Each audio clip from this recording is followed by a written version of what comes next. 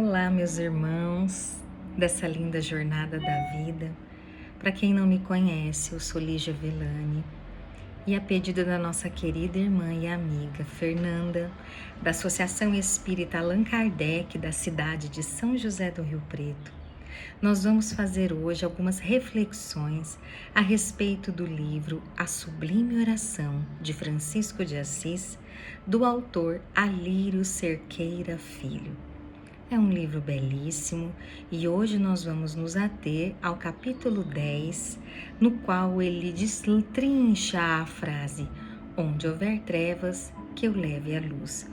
Nessa obra, só lembrando, o autor ele vai refletindo sobre cada parte da oração de Francisco de Assis, trazendo o entendimento à luz da doutrina espírita, do Evangelho de Jesus e também de alguns pontos da parte da psicologia, para tentar compreender o movimento do espírito diante da vida. E essa parte ela é muito bonita para quem lê o capítulo. Vale a pena ler todo o livro, obviamente. Aqui ele vai trazer o entendimento desse movimento do espírito, de nós todos, encarnados e desencarnados, quando mergulha nas trevas. Quando a gente fala, é um espírito trevoso. O que aconteceu com esse espírito? O que aconteceu conosco, que também provavelmente já fomos trevosos? Quem pode dizer que não, não é mesmo? Hoje não somos ainda espíritos de luz, ainda uma grande trajetória para a gente percorrer. Mas nós já estamos buscando algo melhor, tentando errar menos, acertar mais. Nem sempre a gente consegue, mas estamos na busca, né? Reconhece o seu verdadeiro espírita pela sua transformação moral e pelos esforços que faz para superar as suas más inclinações, né? Então, esse movimento vai nos afastando dessa condição de trevas. Talvez, doravante, nós já lá atrás a gente já teve. Mas aí então ele vai refletir quando pensa, por exemplo, onde houver trevas, que eu leve a luz, né? Que trevas é essa? Que luz é essa? E ele já começa dizendo que não é um sentimento, trevas e luz. É algo muito mais profundo do que isso. Então ele vai dizer que essa luz, e faz muito sentido quando ele diz isso, é o nosso estado essencial. É a nossa divina essência. É o que eu costumo dizer, é o nosso DNA divino, é essa chama que vibra em nós como luz imanente, como seres divinos que todos nós somos, porque obviamente fomos criados por Deus, que é o puro amor, que é a essência do amor. Então o que é essas trevas? As trevas, essa ausência de luz, é a negação dessa essência. É um movimento feito contrário a essa essência divina. E nós nos despertamos essa luz, essa essência divina, através das experiências, do trabalho, da busca da vivência das leis de Deus. Quando nós fazemos esse movimento contrário de negação, de não experimentar a lei de Deus, de ser contrário aos seus ensinamentos, a tudo que nos conduz a esse estado superior de consciência, nós nos afastamos dessa luz e mergulhamos num estado de trevas, que é a ausência de luz. Mas nunca é uma ausência total, porque a essência continua em nós e uma hora ela vai despertar. Uma hora ou outra temos a eternidade. Vamos despertar para isso, caso estejamos nesse estado de trevas. Então ele vai fazer aqui no livro uma reflexão muito bonita, quando ele fala do círculo vicioso e do círculo virtuoso. Então, o círculo vicioso é esse movimento do espírito de alimentar ódio, ressentimento, mágoa, orgulho, ilusão de superioridade, vaidades extremas, vai mergulhando na revolta e vai se distanciando dessa essência divina, entrando num estado de trevas. Isso vai gerando um círculo vicioso. Existem autores que chamam de ciclo vicioso. Aqui ele chama de círculo, na ideia desse movimento que não sai do lugar, né? E aí ele vai falar do círculo virtuoso, quando é o contrário, quando a gente começa a despertar essa essência divina. a buscar aquilo que nos faz bem, nos faz feliz, promove o bem. E aí a gente vai entrando num círculo de virtudes, que é o círculo virtuoso. E aí, quando ele vai refletir sobre os círculos viciosos que conduz o espírito imortal a um estado de trevas, ele vai falar da origem, da causa e do movimento. E é muito interessante quando eu li esse texto, porque faz muito sentido.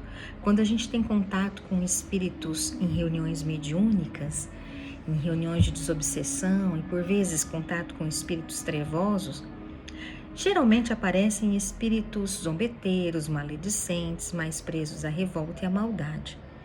Espíritos trevosos, para que tenham contato numa reunião mediúnica, demanda que a equipe tenha maturidade e preparo, porque são espíritos de muito difícil trato. Eles estão num estado psicológico de muita identificação com sentimentos perversos de crueldade, e às vezes a gente não dá conta de lidar. Então, nem sempre em reunião mediúnica eles aparecem, mas eles influenciam de longe, por telepatia e influenciação mental, outros espíritos que executam a sua barbárie e a sua maldade. E a gente fica pensando, por que isso acontece?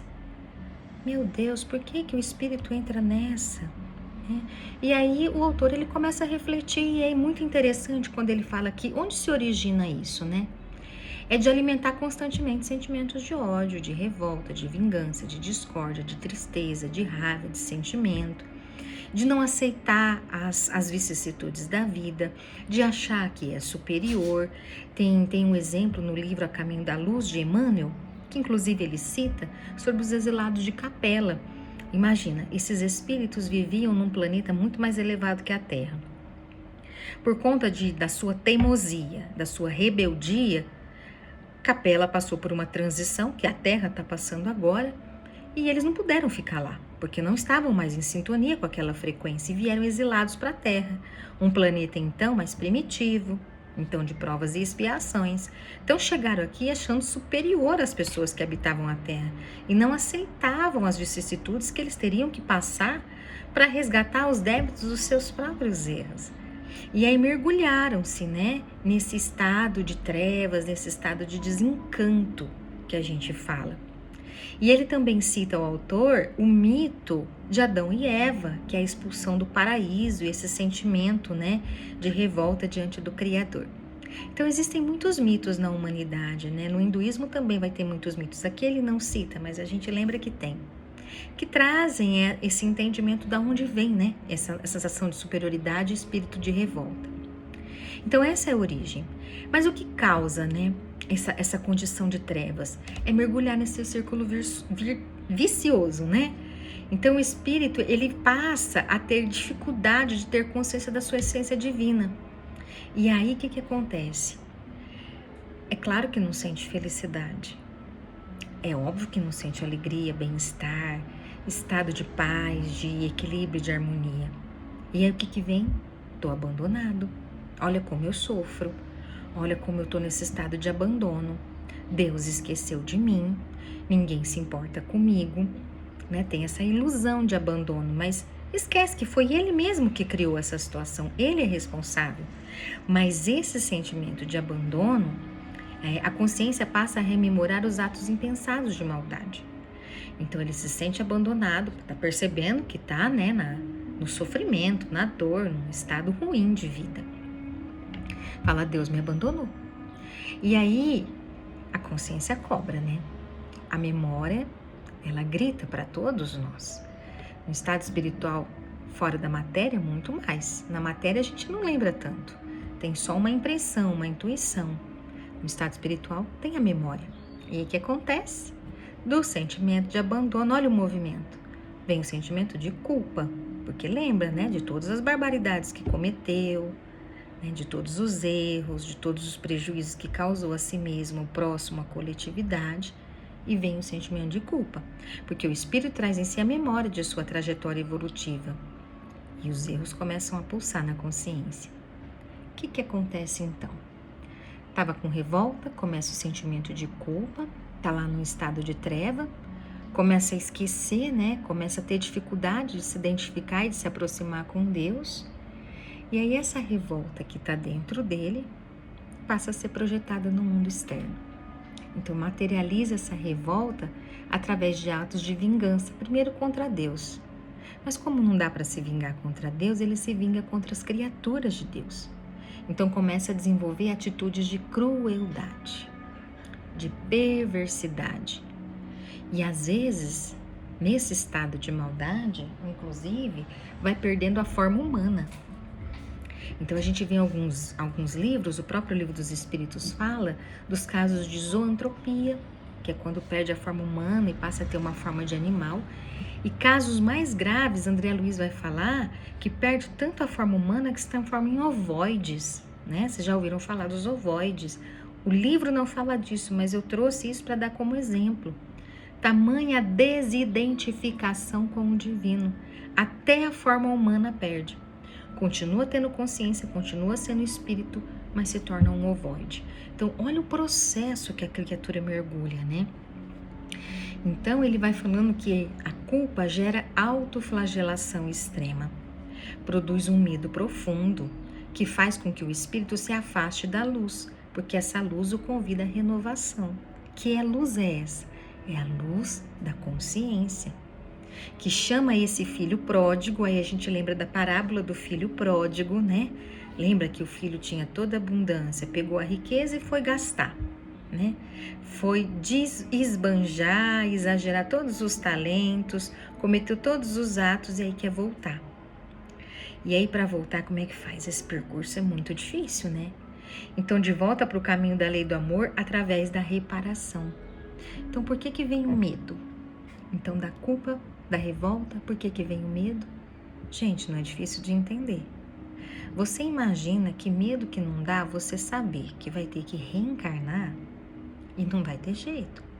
Vai precisar resgatar os débitos com a lei de Deus, passando pela experiência de tudo que fez os outros passarem. Você já imaginou o desespero? Você imagina um espírito que fez atos tenebrosos de crueldade. Por que ele tem medo de se aproximar da luz? Porque se aproximar da luz significa reparo dos erros. Significa resgatar os débitos. Entende o desespero? Nossa Senhora, você imagina? Eu vou ter que reencarnar? E aí Jesus vai falando também, né? Que eu não vim eu vim pela misericórdia, entre a lei da misericórdia. Só que a lei da misericórdia, ela só acontece quando tem consciência do aprendizado do erro. Um simples arrependimento não é suficiente. Então, muitas coisas têm sim que ser resgatadas. Dependendo do esforço do espírito, os débitos, eles são repensados, ressignificados, às vezes até abrandados. Porque o amor cobre a multidão de pecados, não é assim que está no Evangelho? Mas é preciso amar. Então, despertar esse amor, fazer esse movimento de retorno, de resgate, né? É um movimento difícil.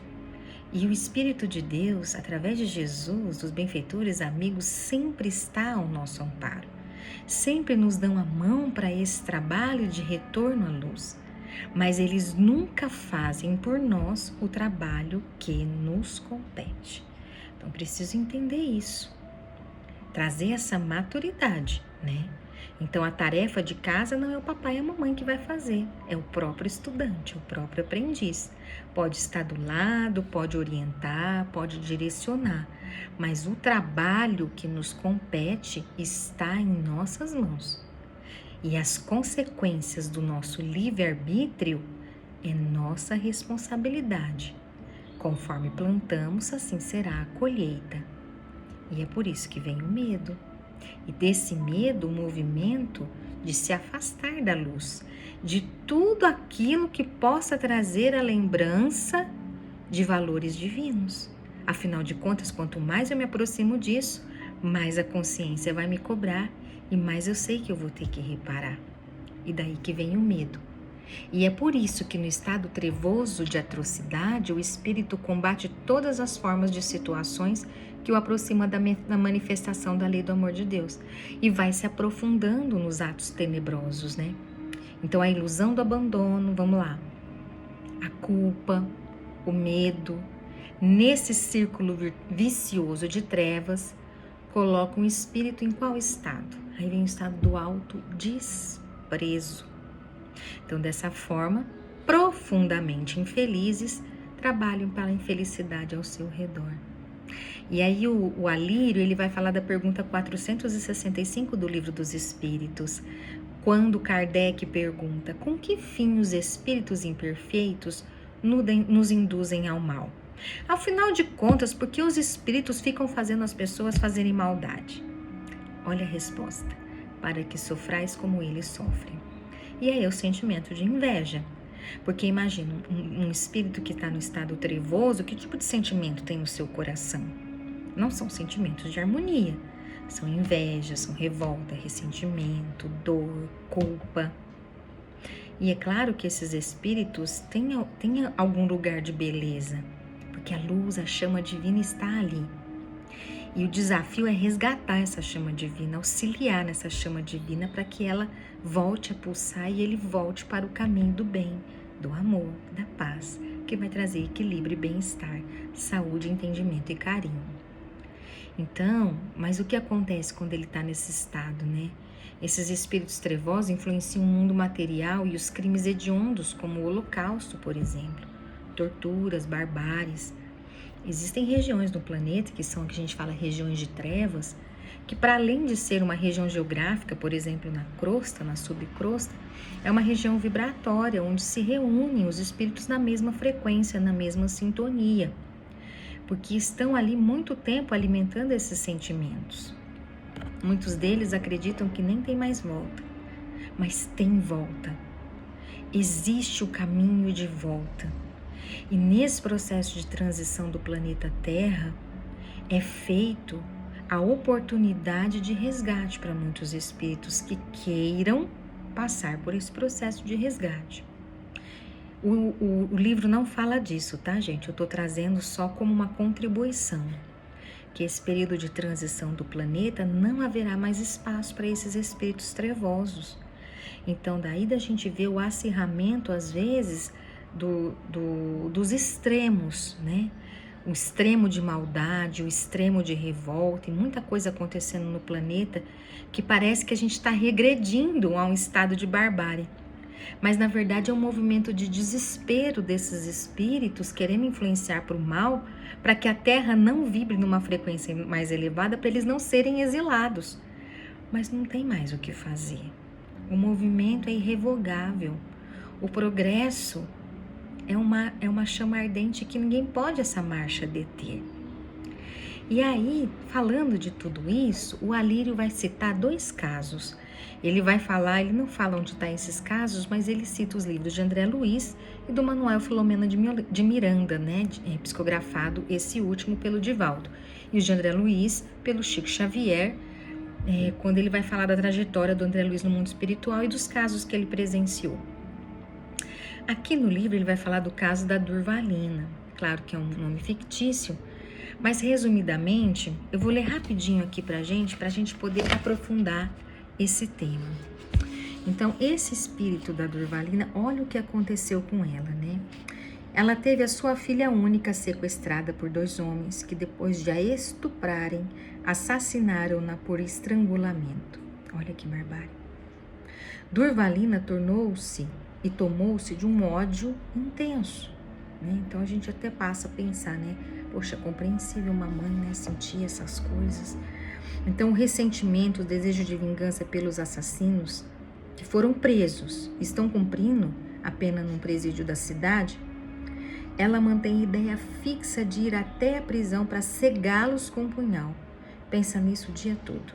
Entrou em um estado de profunda depressão, tendo emagrecido muito, pois quase não se alimenta, somente pensando em se vingar.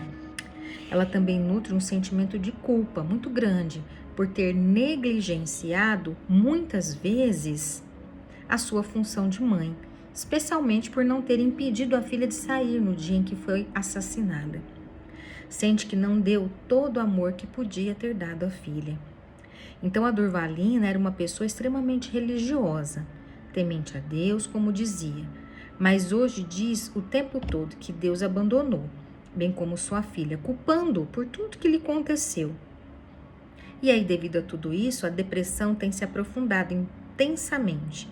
E ela pensa não somente na vingança, mas também em se matar, por fim ao desespero em que se tornou a sua vida. Caso difícil, né? Caso delicado, caso muito dolorido. Uma mãe, né? Filha estuprada, assim, assassinada por estrangulamento. É uma barbárie terrível.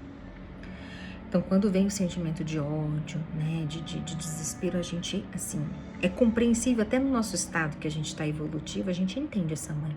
O que é o problema aqui? Alimentar esse sentimento. Ficar presa nesse sentimento, alimentar o sentimento de vingança. Aí vai acontecer muita coisa. Ela vai entrar nessa frequência e vai atrair influências que estão na mesma frequência. Então, uma coisa que era pequena começa a crescer.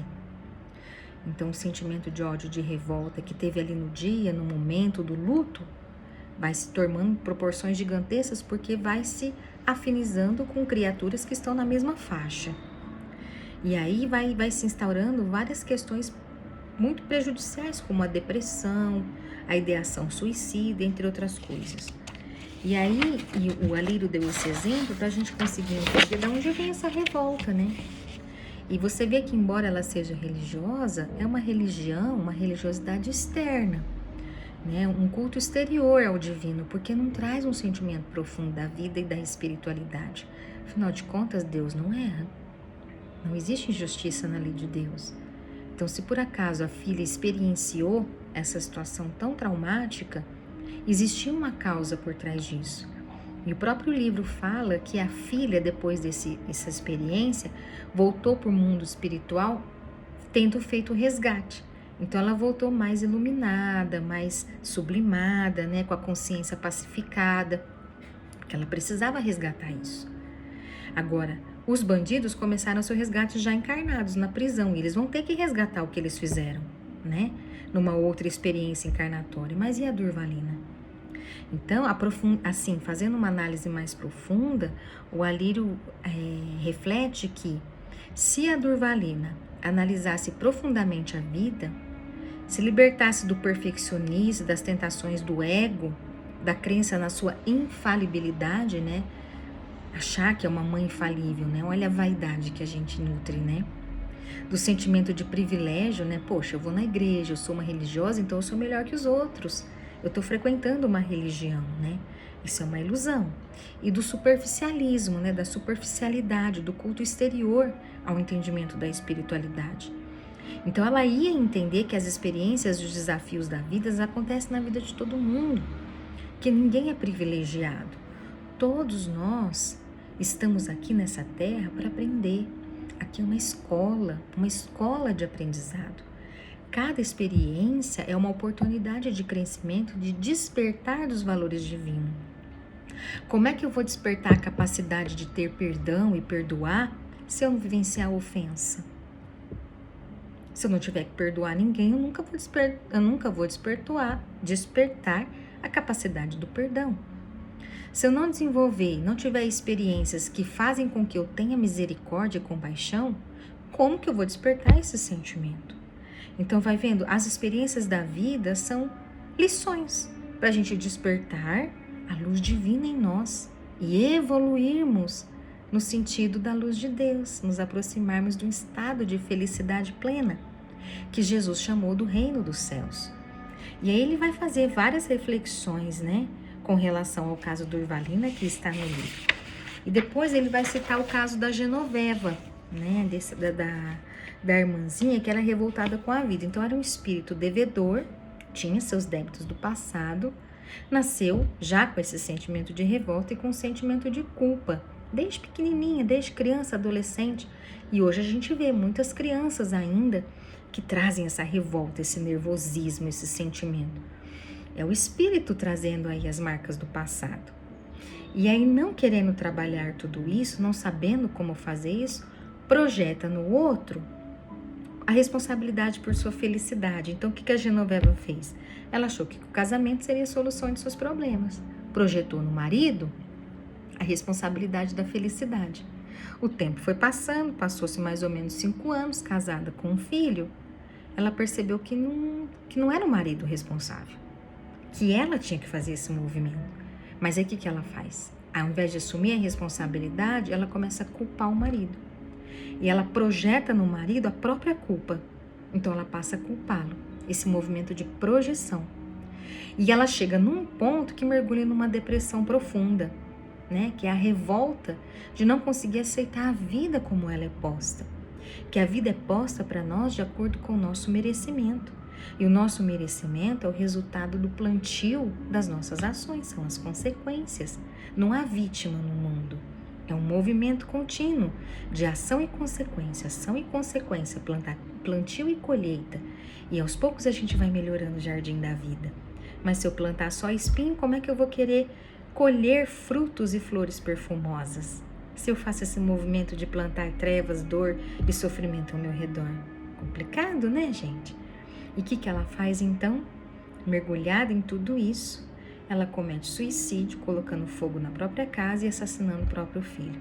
Então você imagina que tristeza, né? Esse espírito já estava em débito, não querendo resgatar-se com a lei, num movimento de humildade, como ensinou Jesus.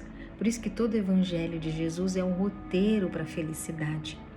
E ela está, a compaixão, a humildade, o amor, a misericórdia, a bondade, a caridade. Então, se a gente se nega a tudo isso, a gente entra num estado de trevas. E se não se percebe, vai aprofundando. É claro que tem eternidade, né? Tem muito tempo para resgatar. Quanto tempo a gente perde, né, minha gente? Quanto tempo a gente perde? Então, assim, o capítulo é maravilhoso. E o convite a todos nós, a minha reflexão muito profunda é essa, né?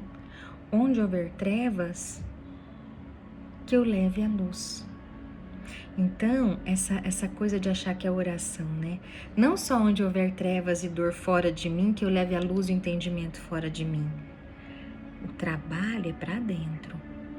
Então, toda a região de trevas dentro de mim, que eu leve a luz para dentro de mim. Então, quando começar um sentimento de ódio, de mágoa, de ressentimento, de vaidade, de ilusão de superioridade, egoísmo, perfeccionismo, opa, vamos iluminar aí dentro, trazer luz de entendimento, entender que tudo compete para o progresso, que tudo é aprendizado, que Deus não erra, que estamos mergulhados na justiça do amor de Deus. E de repente, se eu estou passando por certas experiências infelizes, que lições eu posso trazer, que comportamentos mais amorosos, de humildade, de bondade, eu posso despertar através dessa experiência difícil. E assim eu vou lançando luz para dentro de mim e ao mesmo tempo, olha que movimento interessante, iluminando ainda mais essa chama viva que é a minha essência. Que é o que ele fala, iluminando essa chama viva que eu já sou, é o despertar para a nossa identidade divina, mudando os comportamentos, trazendo entendimento, trabalhando assiduamente para isso. Olha que beleza, não é fácil, mas é possível, o caminho está aí, Jesus nos ensinou. Eu sou o caminho, a verdade e a vida. Quem andar comigo jamais andará nas trevas, porque eu sou a luz do mundo. Eu sou a luz de Deus. Olha que bonito. Então, andar com Jesus é vivenciar seu evangelho.